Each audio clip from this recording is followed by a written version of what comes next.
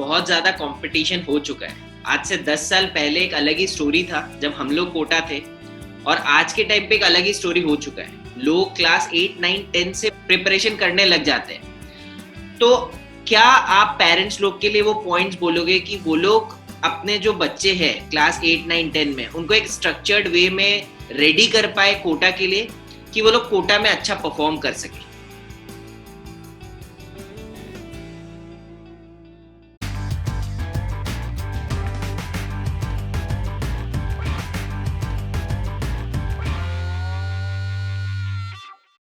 सो अगर हम लोगों ने प्लान कर भी लिया कि ठीक है, ये सब चीजें हम लोगों ने 8, 9, 10 में किया, बट फिर भी ये कोचिंग इंस्टीट्यूट चूज करने में ये दो टाइप से होते हैं कि एक तो होता है इंजीनियरिंग के लिए हम लोगों ने कोचिंग इंस्टीट्यूट चूज किया और एक हमने मेडिकल के लिए चूज किया।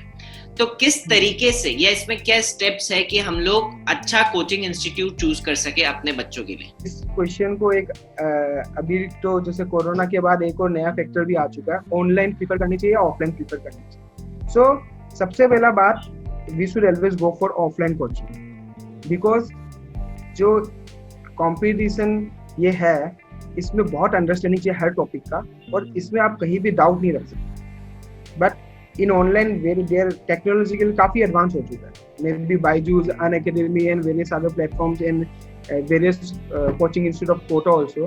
But the main problem is कि जैसे आपको कोई डाउट इंस्टेंटली आया, you can't discuss it with the teacher और मे बी योर फ्रेंड्स। तो we should always try to get in offline classes only. But अभी जैसे कोरोना के समय में बहुत सारे कोचिंग इंस्टीट्यूट चल रहे हैं, तो कुछ नहीं है तो उससे अच्छा ऑनलाइन सही है। लेकिन ऐसा नहीं है कि अगले साल भी अगर बच्चे लोगों को यहीं से बैठ के कोटा की क्लासेस में ऑनलाइन हो रहा है तो better go for offline classes. और जो फिर आपने बोला कि ये जो स्ट्रीम वाला बात की मेडिकल में कौन सा कोचिंग लेना चाहिए, इंजीनियरिंग में, तो देखिए इन मेडिकल श्योर शॉट है एक ही कोचिंग सेंटर है जो हर साल टॉपर निकालता है, तो उसमें तो कभी डाउट ही नहीं आना चाहिए। एंड एलएन जानते हैं ये सब, तो Allen is the best in medical stream. And in engineering देखिए क्या होता है कोटा में, जैसे कोटा इनफैक्ट कोटा के लिए नहीं, हर जगह पे क्या होता है, कोई भी कोचिंग इंस्टीट्यूट जो होता है वो फैकल्टी के ऊपर चलता है, ठीक है। तो फैकल्टी जहाँ पे अभी वहाँ पे क्या हो रहा है कोटा वगैरह ये सब जगह में इतने ज़्यादा कोचिंग सेंटर हो गए, नए नए कोचिंग सेंटर खुलते हैं, लेकिन उनमें फैकल्टी काफ़ी अच्छी होती है। तो अपन को हमेशा फैकल्टी के ऊपर देखना चाहिए। आज के दिन में अगर मान लीजिए आपको तो पता नहीं वहाँ पे कौन से अच्छे टीचर है, कौन से अच्छे सेंटर है, तो यू शुड चेक कि प्रीवियस ईयर में वहाँ पे कितने सिलेक्शन हो रहे, number of selection, rank holder top 50 में कहाँ से आ रहे हैं, टॉप 100 में कहाँ से आ रहे हैं, एंड सब डेटा उनके वेबसाइट में रहते ही है जनरली। इसके अलावा आपको वो फीडबैक लेनी चाहिए जो बच्चे वहाँ पे गए हुए हैं, आपके लोकल सोसाइटी में कोई फैमिली मेम्बर कहीं से, तो वहाँ से आपको बेटर मिलेगा। अब आपको अगर ये और चीज़ें काफ़ी डायनेमिक सिचुएशन है, अगर आप किसी से पूछोगे, जैसे हम लोग से पूछोगे आज के दिन में 10 साल के बाद, जब हम लोग आज हम लोग को नहीं पता कि कोटा में कौन सा एकदम बेटर है, we can just give you an overview, but the details you will get from the students who are there, may be 1-2 साल पहले जो गए थे। उसके अलावा आपको ऑनलाइन सर्च करना पड़ेगा, और आजकल अगर हर बच्चे को या फिर हर पेरेंट आजकल इतना हैंडी हो चुका है कि ऑनलाइन में हर कुछ सर्च करो, कोरा वगैरह में सर्च कर लो। सो ग्रिलिंग करना पड़ेगा, लेकिन हमेशा फैकल्टी के ऊपर एक मैप पर रहने चाहिए। और एक और चीज़ भी देखनी चाहिए कि इंस्टीट्यूट काफ़ी नया ना हो, क्योंकि अगर सिर्फ 6 महीने पहले अगर वो कोचिंग इंस्टीट्यूट खोला, मे बी वो 6 महीने के बाद बंद भी हो सकता है, तो वो तो 6 महीने बाद बंद करके नया कोचिंग सेंटर ज्वाइन कर लेगा, लेकिन आप कहाँ जाओगे? आप वहाँ बीच में मिड ऑफ द ईयर में आप अगर छोड़ के कहीं कोचिंग सेंटर में जाना भी चाहोगे तो फिर आपके लिए करिकुलम मैच करना नहीं होगा, तो वो पूरा साल आपका बर्बाद होगा। सो एक ये रहता है, आपको थोड़ा सा ग्रिलिंग करना पड़ता है, लेकिन ये सब फैक्टर्स रहते हैं जनरली। तो इसमें एक और फैक्टर बहुत बड़ा है, वो है कि हॉस्टल या पीजी। आज हम लोगों ने पीजी, मतलब मैं पहले हॉस्टल में था, फिर पीजी शिफ्ट हुआ जिसमें तुम भी थे मेरे साथ, लेकिन कैसे हम लोग डिसाइड करें कि ये हॉस्टल अच्छा है या पीजी अच्छा है? वही जो आपने बोला, मैं आपके साथ था, तो actually that was my luck कि आपके साथ में था, because that actually helped me a lot. In fact you and others जो भी हम लोग साथ में थे, तो हम लोग का ग्रुप काफी अच्छा बन गया था। तो पीजी में भी देखिए मेरा एक्सपीरियंस पीजी में काफी अच्छा था, because I was with you guys, I was getting a constant feedback because क्या होता है कोई भी कोचिंग या फिर कोई भी कॉम्पिटिटिव कहीं भी लाइफ में जॉब में भी सीनियर का एडवाइस बहुत इंपॉर्टेंट है, ठीक है, बिकॉज सीनियर लोग वो फेस कर चुके हैं जो आपको फेस करना है। तो हमेशा आपको ऐसे माहौल में रहना जहाँ पे आपको एक फीडबैक मिले, ठीक है।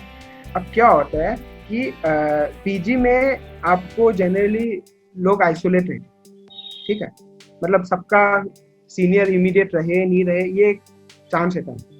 लकीली हम लोग का था, लेकिन मे बी आपका नहीं था, तो आपको वो गाइडेंस नहीं मिला होगा, ठीक है। तो पीजी में ये वाला एक फैक्टर रहता है, हॉस्टल में ये फैक्टर नहीं रहता। हॉस्टल में क्या है कि सिंस यहाँ पे हर जैसे 11 के भी मिलेंगे, क्लास 11 के बच्चे, क्लास 12 के भी, क्लास 13 के भी, बिकॉज वहाँ पे 100 बच्चे लोग रहते हैं, तो वो हर क्लास के बच्चे रहते हैं, तो आपको सीनियर वाला प्रॉब्लम नहीं रहेगा। प्लस एक और इम्पोर्टेंट फैक्टर होता है कोई भी एग्जाम के लिए या इस एग्जाम के लिए स्पेसिफिकली, आपको कोई मतलब क्वेश्चन वगैरह आपसे सारे नहीं बनने वाले। अगर आपसे सारे बन गए तो आप टॉप कर जाओगे, ऐसा नहीं होता। तो हर क्वेश्चन में डाउट है, तो आपको डाउट रहेगा, तो अगर आप जितना डाउट डिस्कस करोगे लोगों के बीच में, तो उतना ही आपको उनका व्यू पॉइंट पता चलेगा, बिकॉज हर क्वेश्चन के सॉल्व करने के 2 या 3 तरीके होते हैं। तो ये चीज आपका क्या है कि अगर कोई साथ में आपके है तो उससे डिस्कस किया जा सकता है। तो पीजी में भी आप आइसोलेट रहोगे तो नहीं भी हो सकता। हॉस्टल में पक्का आपको कोई ना कोई कोचिंग इंस्टीट्यूट का टॉपर तो मिल ही जाएगा, तो हॉस्टल में ये बेनिफिट है। तीसरा होता है कोटा जैसा जगह में सबसे इम्पोर्टेंट है खाना, बिकॉज वहाँ का जो क्लाइमेट है वो बच्चे लोगों को सुखा देता है। मतलब लिटरली मेरा खुद का 8-10 किलो केजी कम किया था, मतलब विद इन 3 to 4 months। तो वो फूड वाला जो फैक्टर है बहुत इंपॉर्टेंट रहता है। तो हॉस्टल में क्या है कि सिंस वो काफी एक्चुअली महंगे होते हैं, ठीक है, तो हॉस्टल महंगे होते हैं, पीजी सस्ते होते हैं, इसलिए लोग बहुत सारे सोचते हैं इकोनॉमिकल डिसीजन सोचते कि पीजी में चल रही है। तो हॉस्टल में जाने से उनको खाना रेगुलर टाइम नहीं मिलेगा, प्लस थोड़ा हाइजीन भी मेंटेन होगा, बिकॉज कोटा वगैरह जगह ये सब में हाइजीन भोजन जैसे क्वालिटी को कंपेयर करके फिर बाद में कर देते हैं। तो ये वाला एक हॉस्टल में बेनिफिट है। लेकिन एक इसका डिसएडवांटेज भी है, क्योंकि since this examination requires lots of concentration, ये हॉस्टल में नहीं भी हो सकता, बिकॉज हॉस्टल्स में इतने बच्चे होते हैं, आपके ग्रुप्स में भी अच्छे नहीं बने और बड़े बड़े ग्रुप्स बन गए, तो आज कभी किसी का बर्थडे बना, कल कोई फेस्टिवल हुआ, आज कहीं मूवी देखने जाना, ये हॉस्टल वगैरह में बहुत ज्यादा होता है। तो अब आप वो क्या होता है बच्चे के ऊपर भी डिपेंड करता है, इसी के लिए पेरेंट्स को ये देखना चाहिए कि बच्चे लोगों को कितना सेल्फ मतलब खुद कितना कंट्रोल किया जा सकता है। हम लोग के एक्सपीरियंस में पीजी काफी अच्छा था, बिकॉज हम लोग 1 या 2 जन थे, तो हमेशा, और ये सब आप हमेशा कोई ना कोई अपनी फ्रेंड को बता लीजिए भैया अपन को जाना है, तो उसके साथ ही रहोगे तो आपको हॉस्टल का कभी जरूरत ही नहीं पड़ेगा। बिकॉज इनफेक्ट आप पीजी वगैरह में रहोगे तो आप खुद ही सोचिए कि आपको डिस्कस करने के लिए बंदा मिल गया, खाना पीना आप लोग कहीं से अगर 2-4 जन है तो एडजस्ट कर पाओगे, कहीं ना कहीं कुक के साथ बनवा दिए तो नहीं है। बाकी थोड़ा प्रेफरेबल अपन रख सकते हैं कि अगर अपन जा रहे हैं तो पीजी में अगर कोई सीनियर है